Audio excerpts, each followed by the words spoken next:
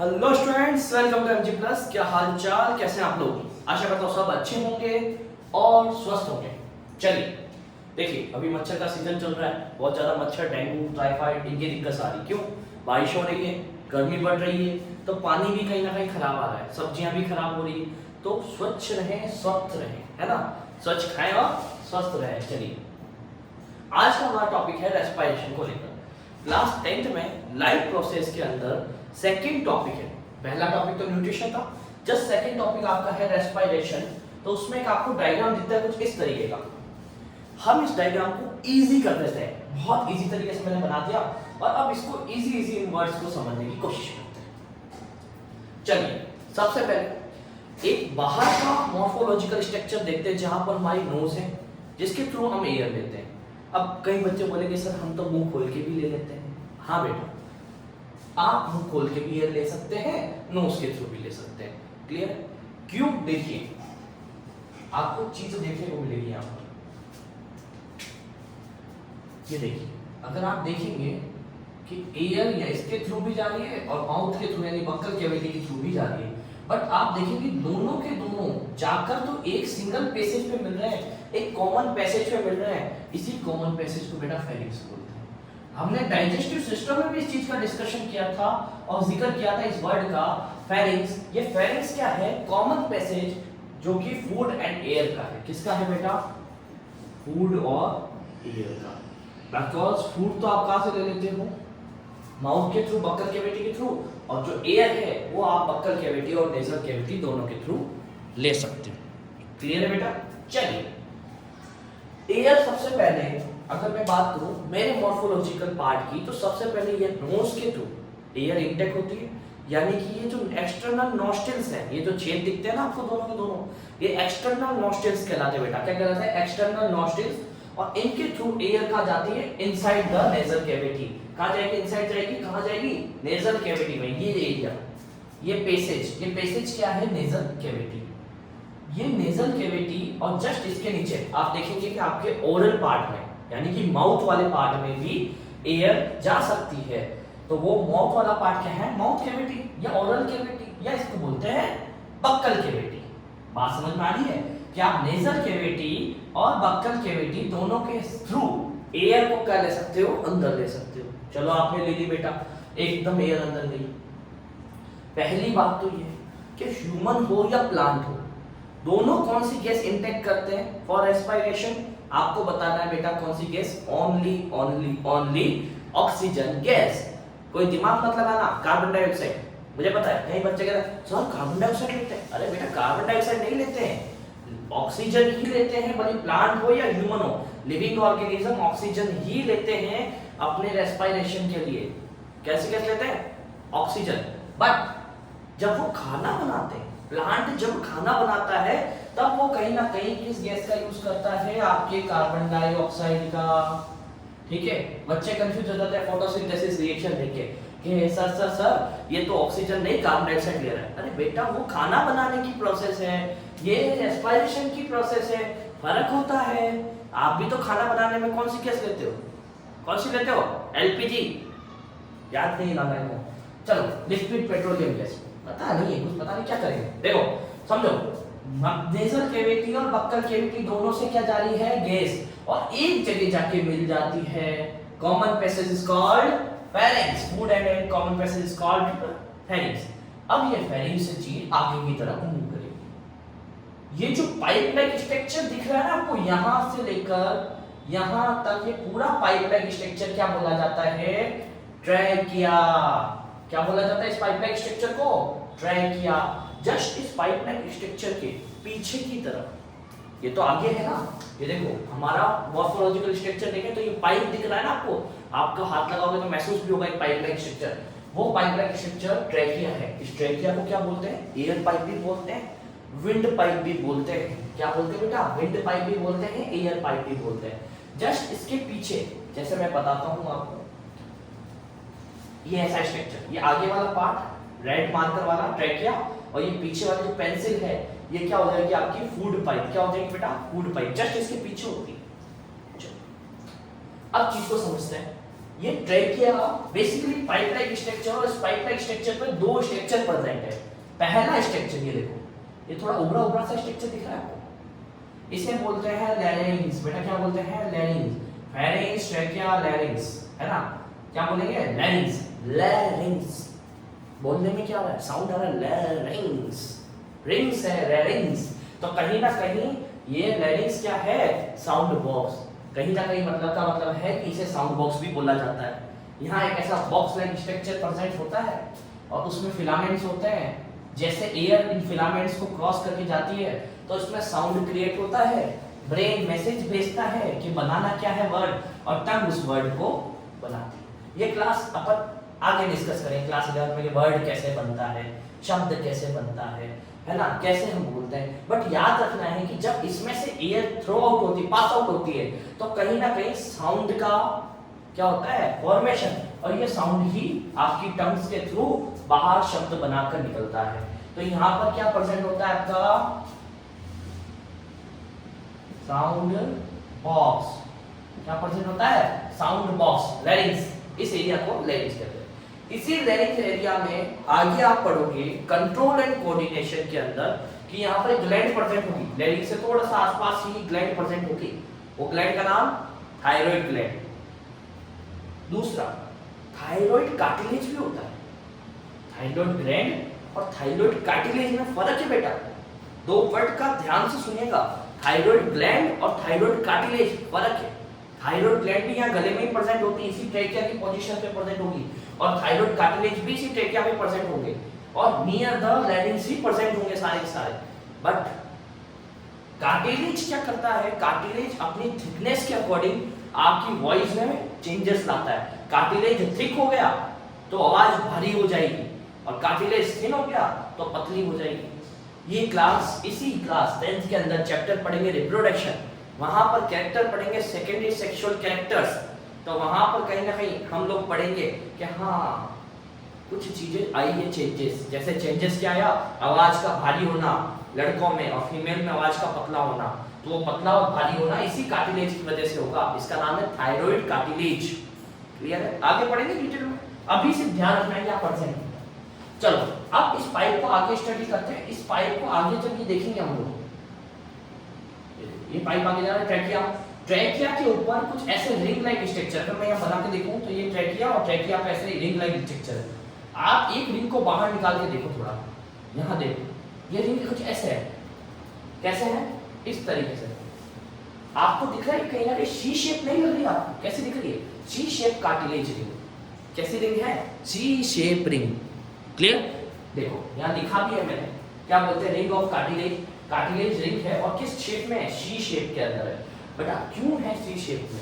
कोई क्यों नहीं हो जाती? ये पूरी भी तो हो सकती थी, इसको आता छोड़ा क्यों हम लोगों ने? रीजन क्या है कि ये पाइप के ऊपर है और पीछे जस्ट इसके अपना दूसरा पाइप है, इसका नाम है फूड पाइप या इसोफेगस। इसको डैमेज ना हो जाए इसलिए ये आधी ही प्रेजेंट है। कितनी है? आधी। सी शेप है बस। करता क्या है, फायदा क्या है सी शेप का? क्यों ही रखा इस सी शेप को? नहीं भी रखते तो क्या हो जाता? बेटा देखो क्या होता है, आपका लंग्स जो है ये एक सेक्शन प्रेशर क्रिएट करता है एयर के लिए। जैसे ये सेक्शन प्रेशर क्रिएट करता है तो इस पाइप पे, ट्रेकिया पे प्रेशर लगता है, इसकी वॉल पे प्रेशर लगता है, तो कहीं ना कहीं ये वॉल लो क्या ना हो जाए, कोलैप्स ना करता है। क्या नहीं करता है? कोलैप्स, यानी चिपक ना जाए आपस में से। इसके लिए ये रिंग्स प्रेजेंट होती है, ये इसको कोलैप्सिंग से बचाती है। क्लियर? दूसरा, कोई भी शॉक अब्जॉर्बर वगैरह होता है तो वो इस बोनी पार्ट को टच करता है पहले, तो इजीली इसको सेफ्टी भी देती है। मेन काम तो इसका ये कोलैप्सिंग से बचाना। अब एयर इसको क्रॉस करती हुई आपके लंग्स में आ जाती है, बट लंग्स में आने से पहले एक डिवाइडेशन आता है। ट्रेकिया के अंदर क्या आ जाता है? डिवाइड, ऐसे आ जाता है ट्रेकिया। ये आगे दो पार्ट में बढ़ता है, तो इसे क्या बोलते हैं? ब्रोंकाई। क्या बोलेंगे? ब्रोंकाई। और ये ब्रोंकाई लंग्स में जाके और ब्रांचेस में बदल जाती है, उसे बोलते हैं bronchiole. Bronchi and bronchiole. Bronchi क्या है? ट्रेकिया का विभाजन, डिवीजन। और ब्रोंक्यूल कौन है? ब्रोंक्यूल जो है वो आगे जाके ब्रोंकाई के भी सब डिविजन्स बनाते हैं, एक ब्रांच लाइक स्ट्रक्चर बनाते हैं, उसे ब्रोंक्यूल बोलते हैं। चलो, और इन्हीं ब्रोंक्यूल के टर्मिनल्स पे ये देखिए, ये आपको काले काले दिख रहे हैं, गोल गोल घेरे, यही घेरे दोनों लंग्स में सेम। देखो ये स्ट्रक्चर सेम इस लंग्स में भी है, मैंने इसमें नहीं एक में ही बना दिया। ये जो black black dot like structure है इसी को हम क्या बोलते हैं बेटा, एल्वोलाई सेक्स या एल्वोलाई कहते हैं। क्लियर। दूसरा लंग्स देखो बड़ा इंपॉर्टेंट पार्ट है ह्यूमन बॉडी का, तो इंपॉर्टेंट पार्ट है तो इसको इंपॉर्टेंट ट्रीटमेंट भी देना पड़ेगा, वीआईपी ट्रीटमेंट देना पड़ेगा कि नहीं पड़ेगा, पढ़ना चाहिए। तो इसलिए इसको सेफ्टी दी जाती है। अब कोई मान लो बड़ा आदमी है तो उसके आगे 4-5 पुलिस वाले 2-4 बॉडीगार्ड होते हैं कि नहीं होते, इसके पास भी बहुत सारी रिब्स का केज प्रेजेंट है, डायरेक्टली इसके साथ कोई मिल नहीं सकता क्योंकि इसके बाहर क्या है, रिब्स का केज। ये ऐसा स्ट्रक्चर है कि नहीं, ऐसा स्ट्रक्चर है, रिब केज प्रेजेंट है, बीच में स्टेनम है, आसपास रिब केज है, क्योंकि लंग्स बड़ा सेंसिटिव पार्ट है, अगर हल्का सा डैमेज हो गया, कोई सुई चुभा गया, फट जाएगा, फिर एयर बाहर निकल जाएगी ना। आप लोग देखो, तो बात ये है कि यहाँ पर बहुत सारा रिब्स का केज प्रेजेंट होता है जिससे इसको सेफ्टी मिलती है। दूसरा, कभी मान लो शॉक एब्जॉर्बर आ जाए, कोई झटका लग जाए, कोई मान लो इसको एक्सीडेंट हो जाए तो पहले रिब टूटती है, फिर कहीं ना कहीं अगर मेजर एक्सीडेंट हुआ है तो आपके लंग्स क्या होते हैं, डैमेज होते हैं। क्लियर। ये स्ट्रक्चर सेम इसके अंदर भी है। अब इस स्ट्रक्चर को मैं बाहर निकालता हूँ, इसे कहते हैं एल्वोलाई। इसको थोड़ा ग्राफ कर देते हैं और अच्छे से। ये एल्वोलाई करता क्या है, बेसिकली काम क्या है इस एल्वोलाई का, इस एल्वोलाई का काम है एक्सचेंज ऑफ गैसेस। क्या काम बेटा, एक्सचेंज ऑफ गैसेस। जो एयर आप ले रहे हो वो एल्वोलाई तक पहुंचती है, उस एयर का नाम क्या है, ऑक्सीजन। ये ऑक्सीजन क्या करती है, ये ऑक्सीजन नियर जो ब्लड वेसल आ रही है, जस्ट इन एल्वोलाइज के पास क्या है, छोटी छोटी ब्लड कैपिलरीज आ रही है। ये कैपिलरी जो आ रही है वो कैसा ब्लड लेके आ रही है बेटा, डीऑक्सीजनेटेड ब्लड। डीऑक्सीजनेटेड ब्लड का मतलब ऐसा ब्लड जिसमें ऑक्सीजन का लेवल या मात्रा कम हो। कैसा ब्लड, डीऑक्सीजनेटेड ब्लड जिसके अंदर ऑक्सीजन की मात्रा कम हो, यानी कि CO2 की मात्रा ज्यादा हो। ठीक है। अब ये ब्लड जैसे ही इस एल्वोलाई के पास आएगा तो सिंपल डिफ्यूजन की प्रोसेस के थ्रू ये कार्बन डाइऑक्साइड आपके एल्वोलाई में चली जाएगी और एल्वोलाई क्या करेगा, अपनी ऑक्सीजन क्या करेगा, high concentration to low concentration की वजह से इस ब्लड वेसल में डाल देगा। तो अब ब्लड वेसल में कौन सा ब्लड ज्यादा हो गया, ऑक्सीजन वाला ब्लड। तो ये ब्लड कौन सा हो गया, ऑक्सीजनेटेड ब्लड। अब ये ऑक्सीजनेटेड ब्लड आगे हार्ट के पास जाएगा। क्लियर, बात समझ में आई कुछ। तो एक्सचेंज ऑफ गैसेस कहां हुआ, एल्वोलाई के अंदर। कैसे हुआ, high concentration to low concentration. Alveoli के पास ऑक्सीजन ज्यादा थी, कार्बन डाइऑक्साइड कम थी, तो इसने क्या किया, oxygen they the blood vessel को, ब्लड वेसल से क्या खरीद लिया, आपका CO2। अब इस CO2 का ये क्या करेगी, इसको तो कोई काम नहीं आता CO2, है ना। तो ये CO2 वापस क्या करेगा, वापस लंग्स से बाहर, और धीरे धीरे ये वापस कहां जाएगा, ट्रेकिया से होता होता हुआ कहां जाएगा, नोज के अंदर, और नोज से एक्सटर्नल नॉस्ट्रिल्स के थ्रू एनवायरनमेंट के अंदर। बात समझ में आई, कुछ समझ में आया, कुछ घुसा भेजी के अंदर, कुछ फिट हुआ। कि सिंपल सिंपल बात बोली है सर ने कि एक्सटर्नल नॉस्ट्रिल्स के थ्रू एयर इनटेक की जाती है, फिर कहां जाती है एयर, नेजल कैविटी में। अगर आपने माउथ से ली है तो ओरल कैविटी के थ्रू फेरिंग्स में, और दोनों मिलती है फेरिंग्स में।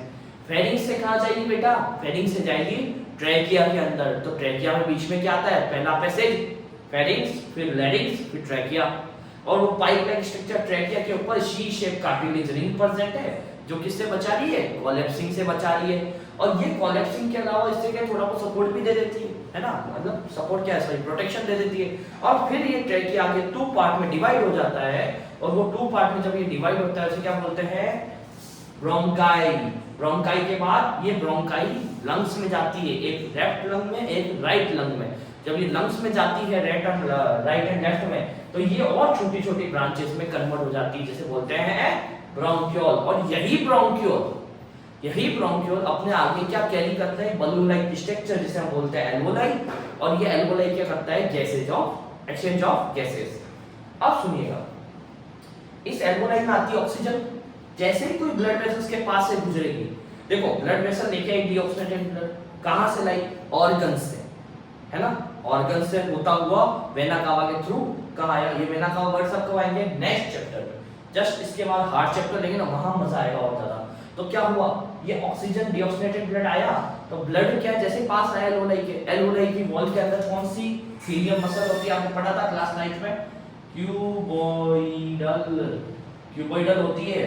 और कौन सी होती है, वो भी सिंपल वाली क्यूबॉइडल, क्यूबॉइडल का स्ट्रक्चर देखा था ना, ऐसा वाला ट्यूब लाइक स्ट्रक्चर सेल्स का। जो क्यूबॉइडल टिश्यू होता है, सिंपल क्यूबॉइडल, वो क्या करता है, एक्सचेंज ऑफ गैसेस में हेल्प करता है। डिफ्यूजन, तो डिफ्यूजन कैसे हुआ, ये ऑक्सीजन जो थी कहाँ जाता है, एल्वोलाई में। CO2 कहाँ जाता है, ब्लड वेसल में।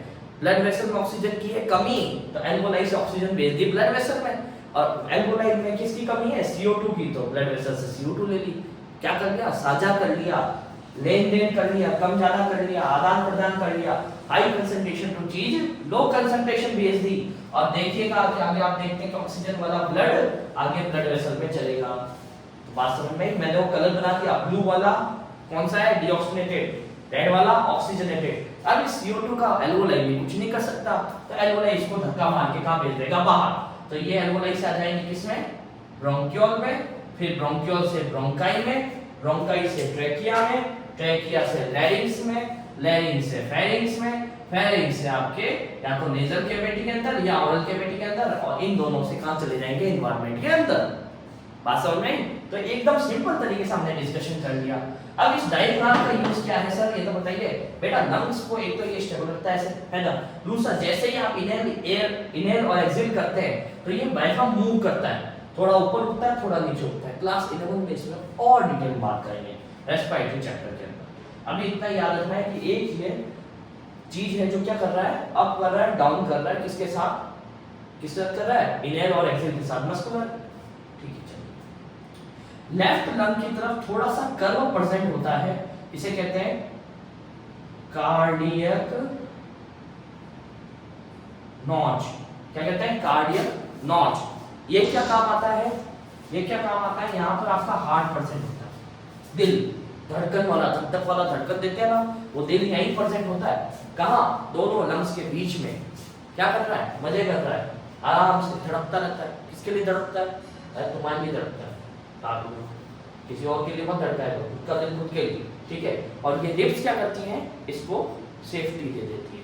बात समझ में? ये कार्डियक नोच होता है, लेफ्ट लंग के अंदर इस तरीके से कुछ कर्व हो जाता है अंदर की तरफ, ऐसा कर्व, यहाँ हार्ट प्रेजेंट हो जाता है, ठीक है, इसलिए इसको कार्डियक कहते हैं। ये कार्डियक वर्ड क्या बेटा, मैंने आपको बोला है कि जो साइंस है वो लैटिन और ग्रीक लैंग्वेज में ही होती है, तो इसका कहीं ना कहीं हार्ट का मतलब कार्डियक होता है, तो हम लोग लैटिन एंड ग्रीक लैंग्वेज का यूज करेंगे, इसलिए आप समझो कार्डियोलॉजिस्ट, कार्डियोलॉजी, है ना।